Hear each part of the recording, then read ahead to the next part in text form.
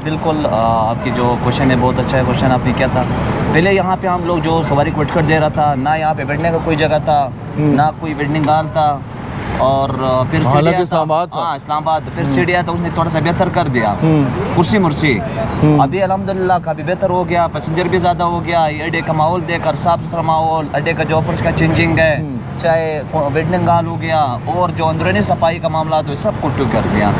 जो ओनर के साथ अड्डे का जो ठेकेदार है, उनके साथ जो स्टाफ है, उसका जो रवैया है सवारियों के साथ बहुत अच्छा है, और ठेकेदार भी माशाल्लाह अखलाकी है। जो भी कंप्लेन हम कर लेते हैं उसके ऊपर फौरी तौर पे जो है एक्शन लेते हैं। अच्छा देखिए, डिफरेंट कंपनीज काम कर रही हैं ना यहाँ पे, जी।